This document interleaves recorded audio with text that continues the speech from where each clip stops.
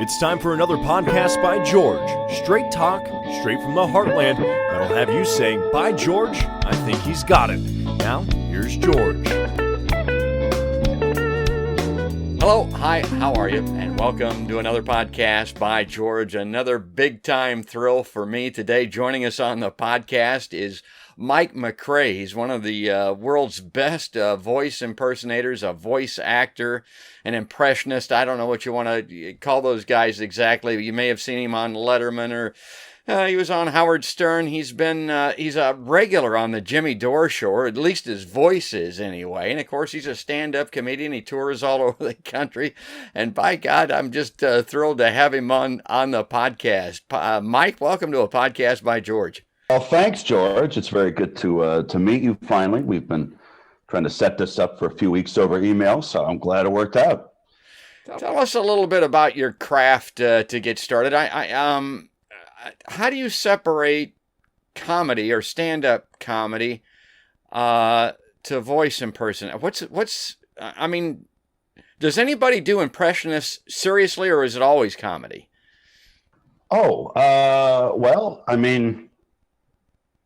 I think it's primarily done for comedic effect. I think I think mimicry in some ways is one of the probably the earliest forms of comedy.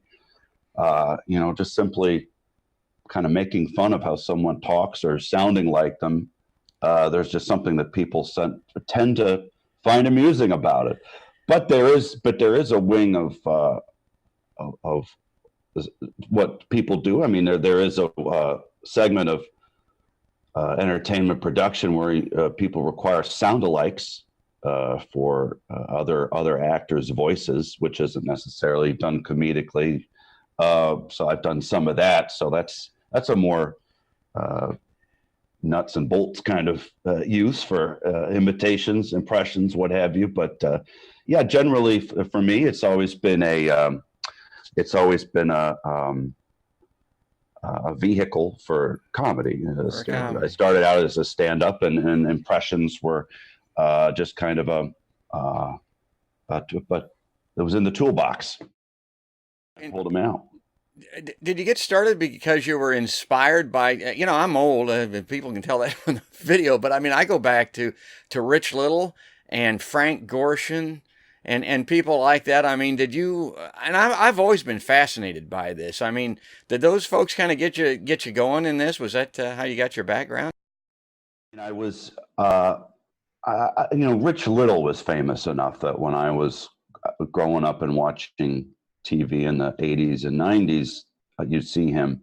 But the stuff that, I was inspired by, first of all, Saturday Night Live, the impressions they would do on there. And then in stand-up, I watched as much stand-up as I could when I was a kid. And Kevin Pollak was probably the main guy at that time. He was in the 80s and 90s, as far as stand-ups who did impressions, Kevin Pollak was the guy. And it was, if anything, it was sort of like Rich Little is, these guys who are impressionists from that school. That's sort of all they did.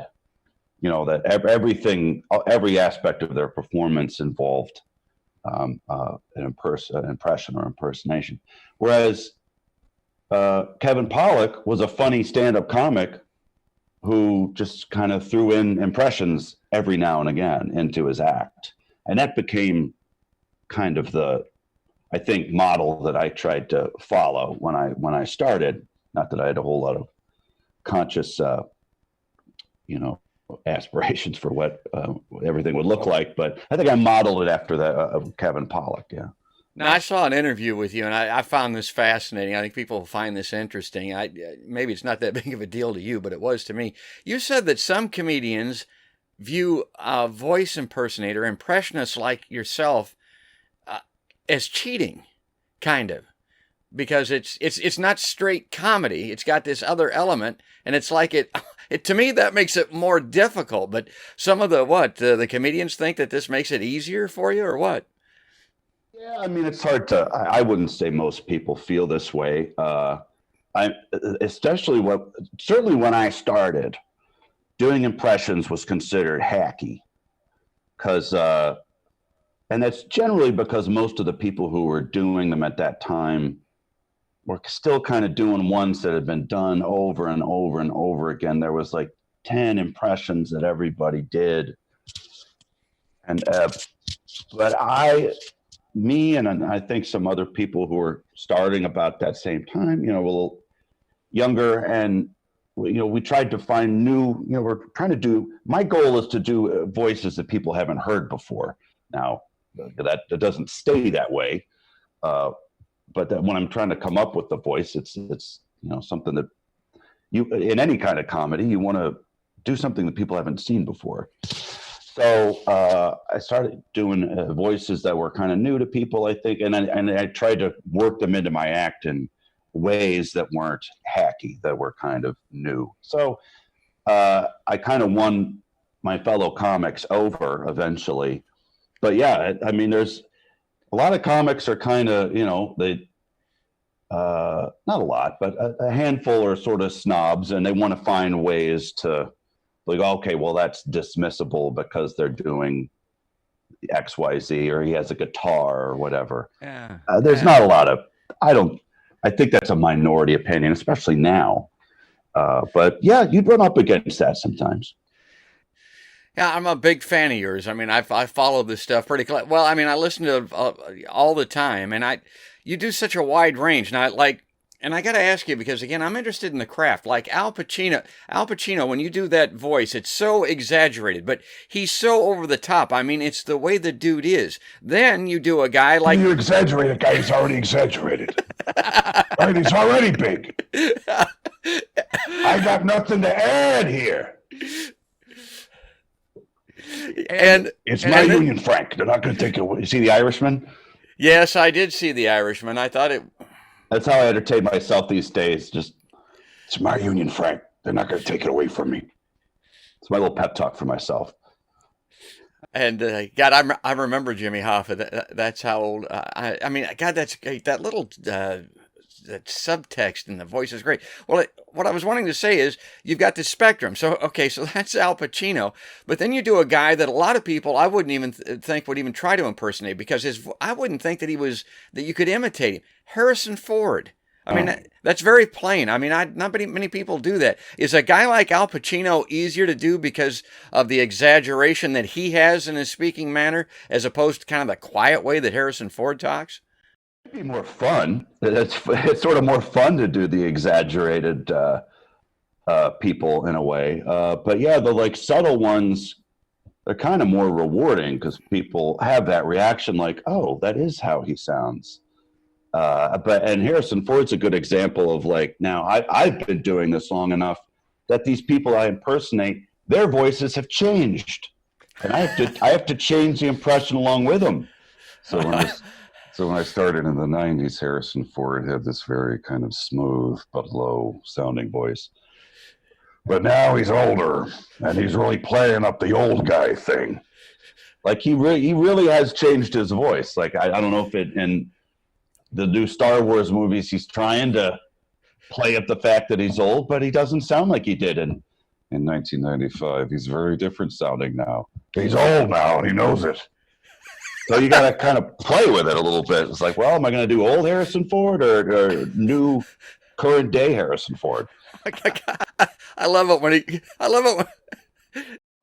he calls the tower. I mean, he has a little trouble with landings, and his piloting needs a little work. I mean, that correct. To point out, if people do know me from the Jimmy Dore show, like you do, a lot of the sketches, in fact, the majority of the sketches that we perform are written. I write some, but most of them are written by the great Jim Earl. So I always like to give that, and he's created a lot of the angles that we use on the show for some of these voices and stuff. So I always like to make sure that he gets that credit.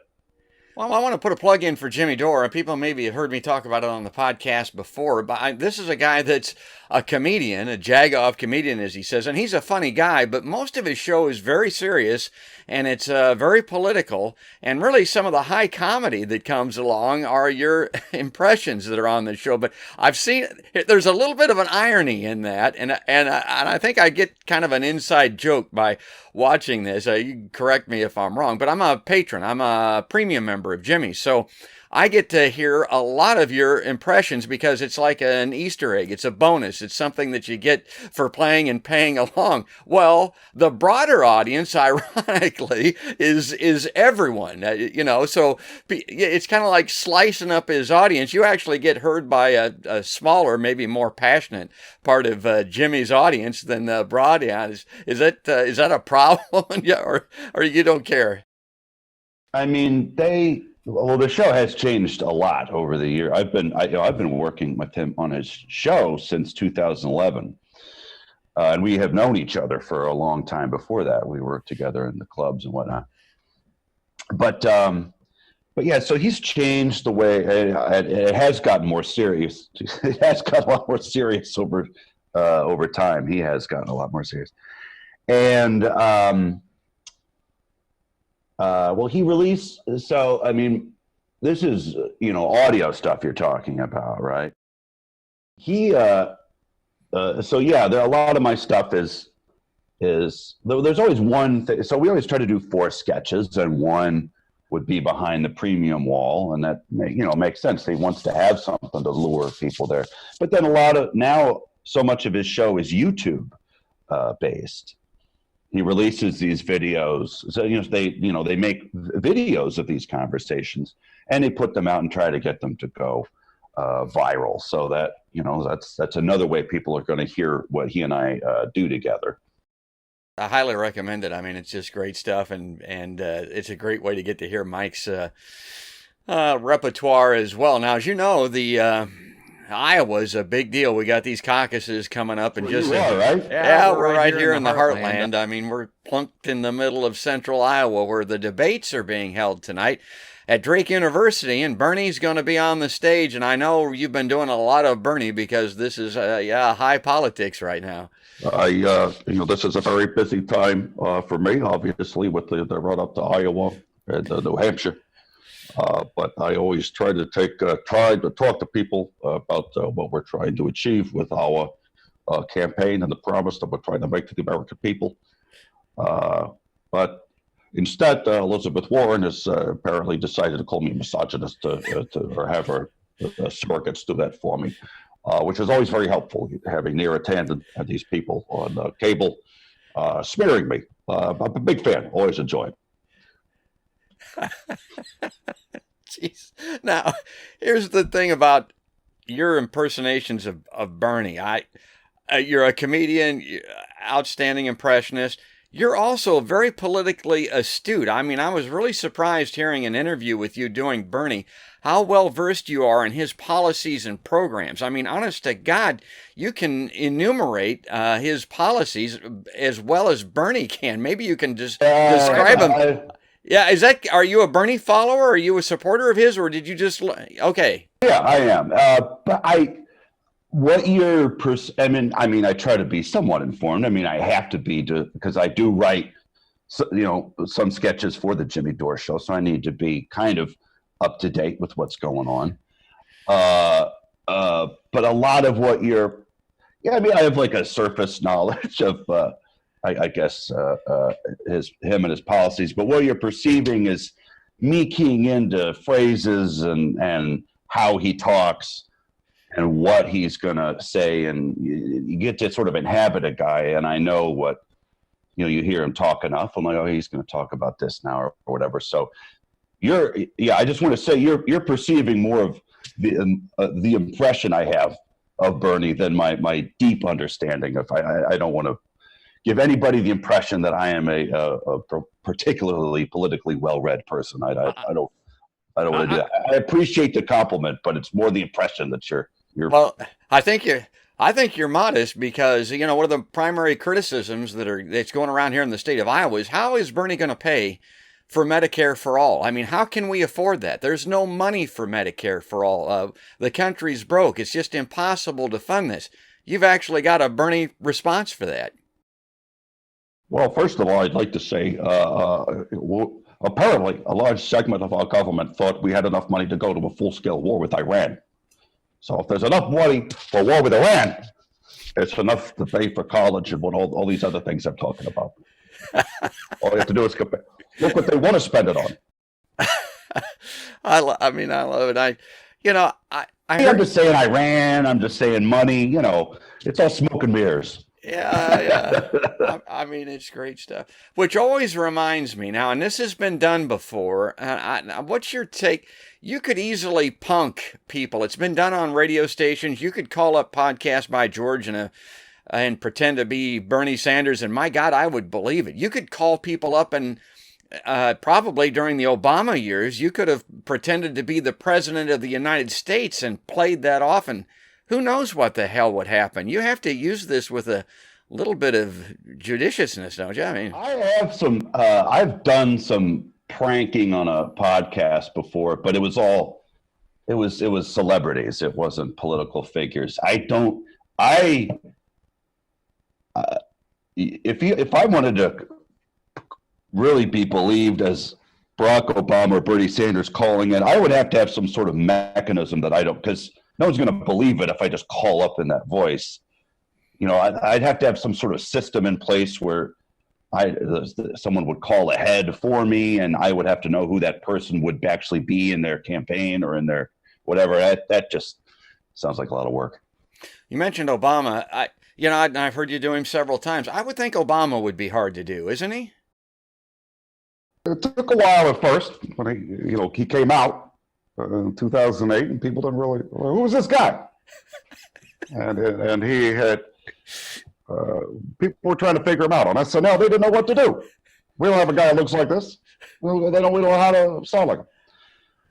The key for me was he's got two different modes of speaking. He's got when he's giving a speech, and he's grandstanding. And then there's also when he's in an interview, and he's talking about policy, and he's very reserved and circumspect. And you got to go back and forth between the two modes. That's great. Impressions are finding two modes of speech for a person, and just kind of oscillating back and forth between them. That's how, for me, that's how I do it a lot of times. So answer this. I heard you say that once you get a voice and you initially kind of nail it, you've pretty much got it. And that surprises me, because I would think that like you were just doing Obama, about every sentence or two, you would have to adjust a little. Does it ever start to get away from you and you've got to bring it back in and get back on verse, so to speak? Or yeah. If I haven't done it in a while, yes. I mean, sometimes I'm like, I kind of need to review this or whatever. But generally speaking, if it's an impression that I feel like I've landed, and I do it on a regular basis, whether it's in audio or on stage, you kind of you kind of can just talk as that person. It stays with you. It doesn't leave. It's like any other thing that you do routinely. I mean, if you're constantly doing it, whether you're doing something with your hands or whatever, you're going to remember how to do that, unless you haven't done it in a year. Then you're like, how do I tie that knot or whatever? And it's the same with these voices. You're not going to do very many women voices, obviously, but among the male voices, do you have to hand select people that are kind of in your vocal range, that kind of have a voice like you do normally, or that you can adjust accordingly? Absolutely. I mean, and that's why I kind of zero in on. I have a low, kind of gravelly voice, and I'm very good at nailing those, because if you don't have a low, I'm not very good I can't make my voice much higher. So people with higher registers, I'm just not going to sound as accurate. But on the flip side, guys trying to do impressions of men with way lower voices they have don't sound accurate either. So I kind of feel like that's my area of expertise. But you make the point. Yeah, I obviously can't impersonate a whole lot of women very well. I've done Christiana Mampour on the Jimmy Dore show. That's about it. But so yeah, I'm sort of this conflicted thing where it's like more women need to get into politics. We need more women. Part of me is like, yeah, of course. But then the business part is like, no, that is not good for me at all. I need all males out there. Yeah. Well, for career purposes. Probably I'm thinking of a range here. Probably your lowest voice that I can think of is one I just heard you do, actually. BB Netanyahu. I mean, that's low, isn't it? Oh, it is very low, yes. That's what I do that I don't even really feel is terribly accurate, but it's just funny how there's a lot of ones we do on the Jimmy Dore show that are just more goofy than accurate, like Chris Christie being a good example. I'm not even doing a Chris Christie impression. I'm doing a version of James Gandolfini which we started as a gag. And then we sort of kept going with it. But like, yeah, so some of these, the BB one is a more stylistic, please, Jimmy, call me BB. Like, I'm not sure if he really sounds like that, but it's fun to do the character that way. He's really low. And if you've got the accent, I think you've kind of got it. But again, to talk about this range, there's BB and you do, and I visualize somebody, female actually, when you do Hillary supporter. Oh yeah, well, Hillary supporter is by definition. We've discussed this. It is Hillary supporter has not been assigned any gender or sexual orientation, so it's not a man or a woman. It's not supposed to. It's just a voice. So I like to make that absolutely clear, because sometimes people push back like, oh, you're being sexist or what, you're making fun of XYZ. I'm not. It's a vocal pattern that I have detected in men and women. So the idea that this is some specific type of defined, it's offensive. It's really offensive. And she's pissed off with us, I said she, but Hillary supporter is pretty disgusted with most of us all the time. Absolutely. This person, whoever they are not happy. And I'm not sure if we'll get to it this week. I record with Jimmy on Wednesdays, so that's tomorrow. I'm sure he or she will have plenty of things to say about this Elizabeth Warren Bernie Sanders kerfuffle moment that we're having. I'm sure a Hillary supporter will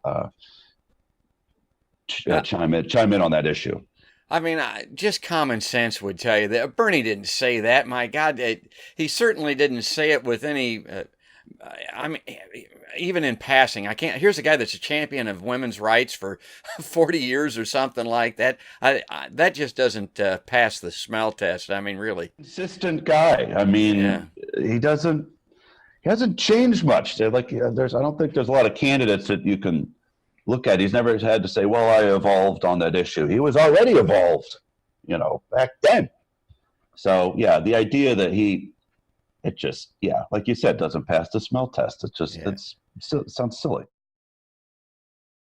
The one voice that you do that you maybe one of your best, maybe your best, and is it because of Jimmy, or why do you do Vince Vaughn? I mean, this is a guy that's not exactly a major celebrity to me anyway. He's he's a movie actor, but my God, you just kill Vince Vaughn. What are you talking about? I've been on the top since the early 90s.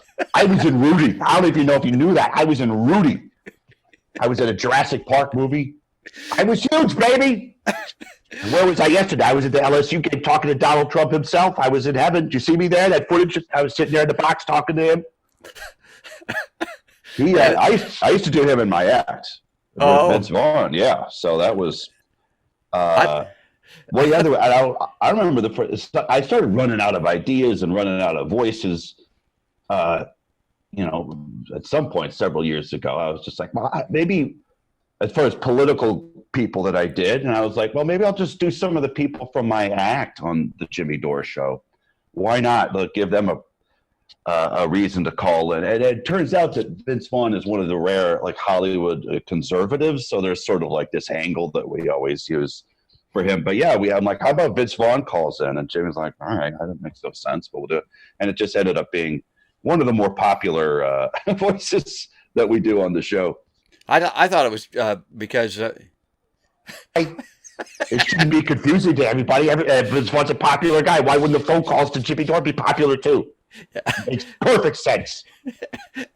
he's from Jimmy's hometown, I think. He's maybe south side of Chicago. Chicago. Yeah. The Chicago kid like me. Couple of Chicago boys. Well, trying to get you on the podcast, I was thinking here in Iowa, and it's everybody's going to pass us by here. As soon as those caucuses are over with, poof, they're gone. But how would you respond if somebody like with the Warren campaign wanted to hire you at an event and they wanted to make fun of Bernie, have you come on and say some ridiculous shit about Bernie? I mean, you got to pay to play, obviously, and like you said, you have an affinity for Bernie. Would you do that type of thing? Would you go to a Warren event and make fun of Bernie?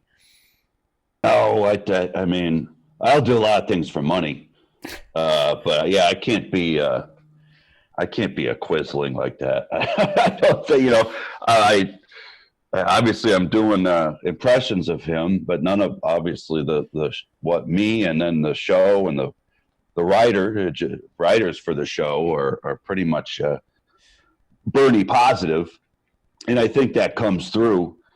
So yeah, no, I would never do anything like that. Talking about your act, as you move around the country now and you do appearances, is there more demand for almost pure politics? Is everybody kind of getting away from the celeb stuff and just wanting to hone in on politicians right now? No, yeah, I mean, regular comedy club audiences. Yeah. A little both. I mean, they probably want to hear celebrities more than, I mean, it's a mix, but like sometimes people in my act is not all politics, it's some, but a lot of people don't want to hear about it. Sometimes they just want to go out, they don't want to hear, especially now. It's so toxic, politics, since I started doing comedy, politics makes people more and more and more and more angry. And now literally Donald Trump is president. And it's just, people kind of want to escape from that. But when I do live shows with Jimmy Dore, that's obviously very different. He brings in his crowd.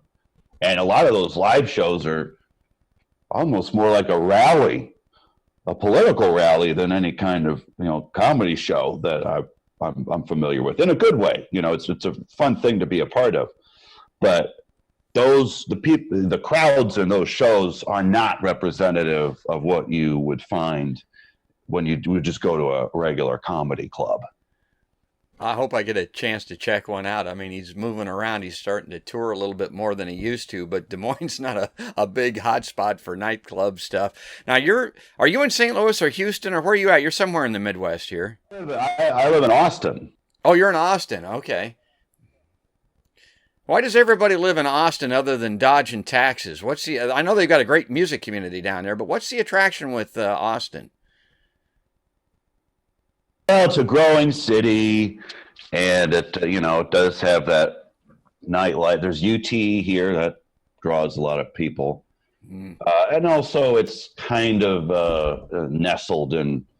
There's a lot of outdoorsy stuff. You're near the Texas Hill Country, which is a lot of fun. There's a lot of lakes and stuff. So for outdoorsy people, I mean, it has its flaws as well. But it's a fine enough place to live as anywhere else, I guess. Of course, there's a former energy secretary down there that's pretty popular in Texas. We get to hear from him quite a bit on the Dore show. I did spend a lot of time, of course, in Austin when I was mayor. I was mayor for a real long time. I forget, like 20 years or something. But then I was Secretary of Energy, and Austin's weird. They say keep Austin weird, and they have. A lot of weird people are walking around with haircuts that are not normal. Sometimes they put things in their hair to make it a weird color, like green. I mean, I just had to stay inside when I lived there, man. I just can't handle it. Too weird. Yeah, and I used to think he was dumb till he started wearing glasses. Now I think That's how you get them. You put on smart. You got to put on my smart guy glasses. That's how you fox them. or grow a beard, maybe. Well, that's what Ted Cruz tried to do, man. Look all cool. Yeah, it looked like he was smarter, which he still ain't happening, brother. Ain't happening. Well, I really appreciate you coming on here, Mike. Before we wrap up the podcast now, so Jimmy Dore, I mean, that's a great place to check out, Mike. Are you still doing the Bob and Tom show? One of those guys retired, right? Oh yeah, I haven't been on there in a while because I haven't been. I don't do stand up on the road as much as I used to, and I would go on the Bob and Tom every time I could when I was up in the Midwest. But yeah, you can hear me sometimes on the Jimmy Dore show every week, sometimes on Howard Stern doing voices. Also on the show called Our Cartoon President on Showtime is a good place to hear me. And if you are, I do perform stand-up here. If you are in Austin, you can check me out on Twitter and Facebook, and I always post when my upcoming shows and other things are to be found. Well, get creative, folks, because you've heard this range of voices and personalities and people and politicians that Mike does. And if you've got some kind of a comedy club or a special event or something like that where this would fit. Now, don't expect him to go on and make fun of Bernie. He's not going to do that. But something else I think would sure fit. And we really appreciate you being on a podcast by George. And we'll check in every once in a while. Maybe we'll come back to you here in 6 months or a year or so and see how things are going. Yeah, we don't want to wear out our welcome, but I mean, honest to God, I think this stuff is fascinating. I don't know how the hell you do it. I've tried to do some voice stuff, and I mean, it's like a musical ear type thing, which other people in my family have that. I didn't get that, but I think I got like the redheaded stepbrother version of that, which is the ability to hear voices and imitate them. So it's fun, but I'd rather be able to play piano. It'd be more impressive. It worked out on Groundhog Day. Yeah, I mean, that always reminds me. I learned how to play the piano. That's what the chicks like. They don't want us baseball players, old hockey players. They're not interested in that. All right, well, that's Mike MacRae, folks. I mean, he's a champ for coming on the show. As he mentioned, you can hear him regularly on the Jimmy Dore show. He does a series of these comedy phone calls that are really great. Liam Neeson, we didn't get to that one. Barack Obama, Bernie Sanders, Chuck Schumer, he does. George Clooney is just, oh my God, that's a great one. But of course, Pacino, Harrison Ford, Netanyahu that we heard, Vince Vaughn, and then we didn't even get to it. Maybe we'll do that next time because I'm a big music fan. There's more, Mike. Yeah, and you've covered some of these guys, including David Lee Roth. I mean, my God, that's just hysterical. And again, that's higher in the range. I mean, he's kind of a higher voice. Yeah. Yeah.